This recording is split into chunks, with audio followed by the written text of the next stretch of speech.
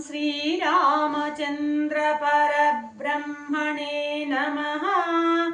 श्रीगुरुभ्यो नमः। श्रीमात्रे नमः। श्रीगणेशाय नमः।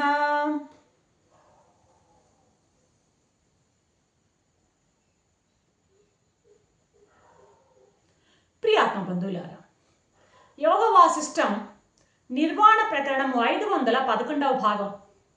నిన్న మహాదేవుడు వశిష్ఠ మహర్షికి చేసిన బోధంతా చేసి పార్వతీ సమేతంగా వెళ్ళిపోయారు.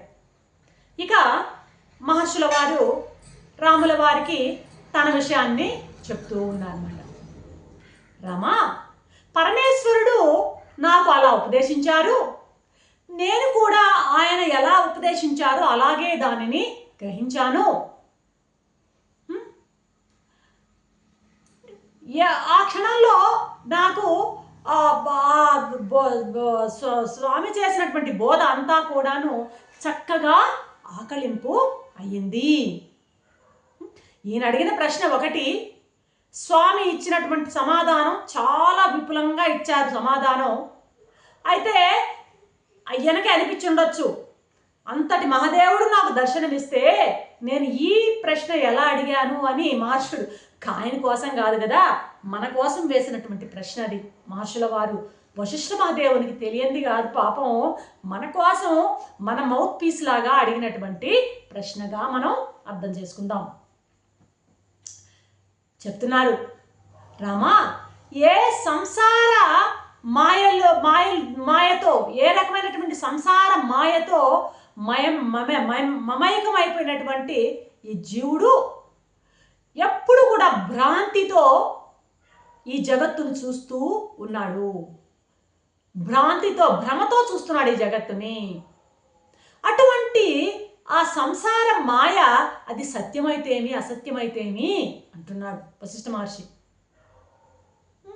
ఇప్పుడు ఒక రాజు ఉన్నాడు, ఆ రాజును గురించి ఒక కవి ఉన్నాడు. ఆ కవి అయ్యా నువ్వు కల్పవృక్షం అని వర్ణిస్తాడు.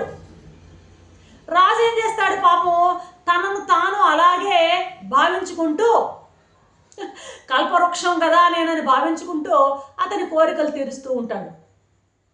ఇటువంటి కల్పన తన యందు సత్యమని భావించడం అనేది లోకంలో కూడా ఉన్నది అనడానికి ఇట్లాంటివి నిదర్శనాలు కదా. రామా, నీటిలో ద్రవత్వం, గాలిలో చలనం, ఆకాశంలో శూన్యత్వం సహజమైన విషయాలు.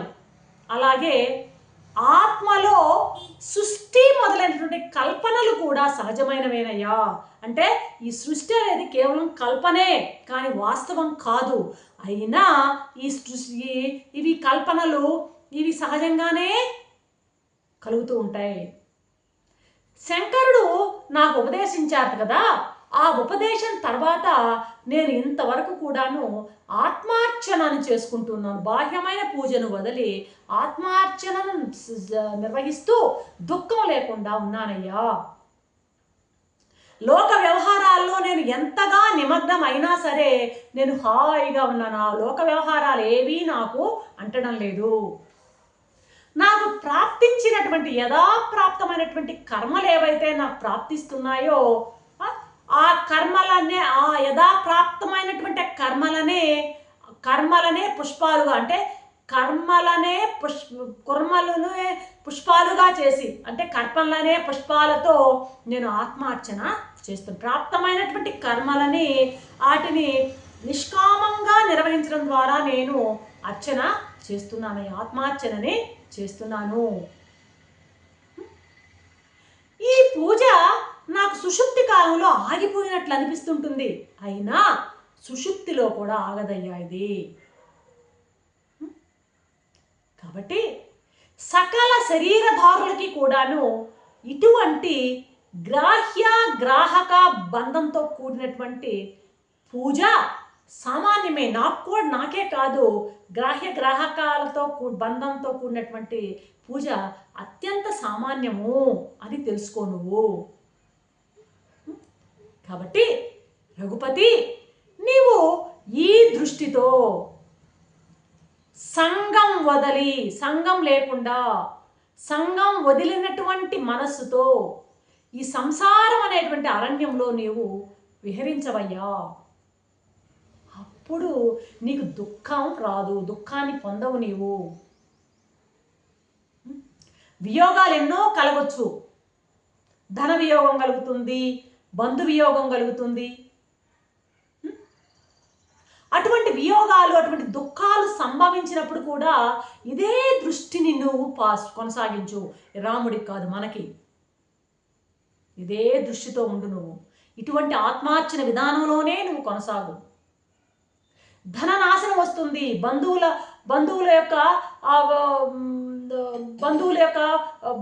వియోగము, బంధువుల ప్రాప్తి ఇత్యాది సందర్భాల్లో కూడా, అంటే బంధువులు ప్రార్థించినా, బంధువులు వియోగమైనా, ధనం వచ్చినా, ధనం పోయినా సరే, ఇటువంటి సందర్భాల్లో కూడా సుఖ దుఃఖాలకి ఎప్పుడు గురి కావద్దు నువ్వు అంటున్నాడు. అంటే బ్యాలెన్స్డ్ మైండ్ని, సమస్థితిని నీవు మెయింటైన్ చేయమంటున్నాడు ఇక్కడ వశిష్ఠ మహర్షి. ఇక అంటున్నాడు, ప్రేమలు అంటే ఏదైనా సరే మానవ సంబంధాలు కానీ, ఏమైనా మానవుడికి వచ్చే వైభోగాలు కానీ అన్నీ కూడాను ఎన్ని నీకు సంభవించిన వాటన్నిటిలో నువ్వు సమానంగా సమస్థితిలో ఉండడం నేర్చుకోవయ్యా. ఇంకా ఏం చేస్తావు? శారీరకంగా కానీ, వాచికంగా కానీ, కాయికంగా కానీ, శరీరంతో, మనసుతో, మాటలతో ఎన్నో పనులు చేస్తుంటావు. తింటున్నా, పడుకుంటున్నా, విహరిస్తున్నా, నిద్రిస్తున్నా, ఏ పని చేస్తున్నా సరే అదంతా కూడాను ఆరాధనగా భావించు. ఆత్మానం గిరిజామతి ఏదో ఉంది కదా, ప్రతిదీ నువ్వు చేసే ప్రతి కర్మ కూడా భగవద్ అర్చనలో భాగంగానే నువ్వు భావించు. అదేందా అయ్యా, ఇంకొక విషయం చెప్తా విని నీకు. మరి ప్రతి ఒక్క జీవి కూడాను, అన్ని జీవులు కూడాను ఒక వ్యవహారంలో ఉన్నాం మనం. అంటే వ్యవహారం అంటే ఏంటంటే ఎప్పుడు కూడాను ట్రాన్సాక్షన్స్ జరుగుతూనే ఉంటాయి. బాహ్య ప్రపంచంతో సంబంధం పెట్టుకుని, బాహ్య ప్రపంచంతో సంబంధం పట్టుకుని చేసే పనులన్నీ కూడాను వ్యవహారం అంటాం అన్నమాట. ట్రాన్సాక్షన్, బాహ్య లావాదేవీలు. ఆ సంబంధం ఎప్పుడు కూడా అందరికీ సమానమే. మనుషులకి, జంతువులకి, అన్నిటికీ ఉంటుంది అది. ఆ లావాదేవీలు, బాహ్య ప్రపంచంతో ఉన్న లావాదేవీలు, బాహ్య ప్రపంచంతో ఉన్న సంబంధం అనేది అన్ని జంతువుల కాడి నుంచి, మనుషుల కాడి నుంచి అందరికీ సమానమే. చీమ నుండి సిద్ధ పురుషుని వరకు ప్రతి ఒక్కరికి కూడాను బాహ్య ప్రపంచంతో వాడి మనసుకు బాహ్య ప్రపంచానికి సంబంధం ఉండే తీరుతుంది. అదా గ్రాహక సంబంధం అంటాం దాన్ని. గ్రాహ్యం అంటే ఏంటి? గ్రాహ్యం అంటే మ్యాటర్, గ్రాహకం అంటే మైండ్. ఆ మైండ్ అండ్ మ్యాటర్ ఈ రెండింటి మధ్య సంబంధమే ఎప్పుడు కొనసాగుతూ ఉంటుంది. ఇది ఎప్పుడైనా అందరికీ సర్వసామాన్యం. దాని నుండి ఎవ్వరూ తప్పించుకోలేరు. నీవు తప్పించుకోలేవు, నేను తప్పించుకోలేను. అయితే నువ్వేం చేస్తావు? నువ్వు దేన్ని తప్పించుకోగలవో తెలుసా? దేన్ని వదిలిపెట్టాలో తెలుసా? దేన్ని వదిలిపెట్టాలంటే ఇక్కడ మళ్ళీ ఒకటి చెప్తున్నాడు. రాగికి, భోగికి, యోగికి ఒక తేడా ఉంటుందయ్యా. రాగి, భోగి లౌకికుడు, యోగి మాత్రం లోకోత్తరుడు వాడు. ఈ యోగి వారిద్దరికంటే ఎలా ప్రత్యేకం అంటే, వీడు సావధానంగా ఉంటాడు, వాడు పరాగ్గా ఉంటాడు. సావధానం అంటే ఎరుకతో కూడి ఉంటాడు, వాడు పరాగ్గా అంటే వాడు అవేర్నెస్ ఉండదు అని. అంటే ఇక్కడ ఏం చెప్తున్నాడు? ఇక్కడ నువ్వు ఉండాల్సిన స్థితి ఏంటి తెలుసా? ముందు అన్నాడు కదా, ఏది అవాయిడ్ చేయాలంటే ఆ పరాకు దాన్ని అవాయిడ్ చెయ్యి. ఎలా ఉండాలి అంటే సావధానంగా ఉండు, అటెంటివ్గా ఉండు, ఎప్పుడు అవేర్డ్గా ఉండు ప్రతి విషయంలో. అర్థమైందా? గ్రాహక సంబంధం తప్పదు నీకు, కానీ నీవు ఆ గ్రాహక సంబంధంలో కూడాను అవేర్నెస్తో ఉండు, ఎరుకతో ఉండు, సావధానంతో కూడా ఉండు అంటున్నాడు. గ్రాహక సంబంధం ఇద్దరికి ఉంటుంది. ఆ సంబంధం కాదు నువ్వు చూడాల్సింది, దానిలో ఉండేటువంటి మెళుకువ. నువ్వేంటంటే దాన్ని అవేర్డ్గా చూస్తూ ఉండడం నువ్వు చెయ్యాలి.